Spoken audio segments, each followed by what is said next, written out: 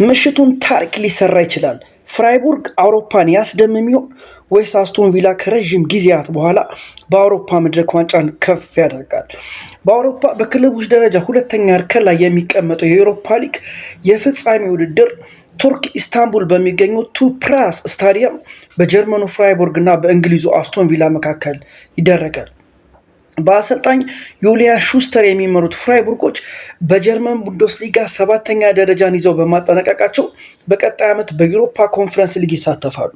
ይህንን ውድድር ግን የሚያሸንፉ ከሆነ በቀጥታ ወደ አውሮፓ ሻምፒዮንስ ሊግ የሚገቡ ይሆናል። በመሆኑም በከፍተኛ ትኩረት ጨዋታቸውን ያደርጋሉ ተብሎ ይጠበቃል።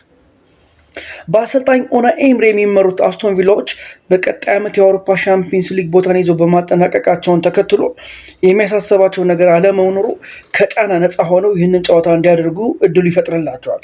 አሰልጣኝ ኡናይ ኤምሪ በዚህ መድረክ ታዋቂ ናቸው።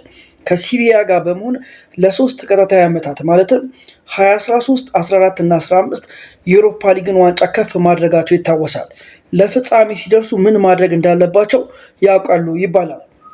የትኛው ቡድን ታዲያ ይህንን ዋንጫ ከፍ ያደርግ ይሆን? ፍራይቡርግ ወይስ አስቶን ቪላ? ይህንን ቪዲዮ ላይክ፣ ሰብስክራይብ፣ ሼር በማድረግ ቤተሰብ ሆኑ።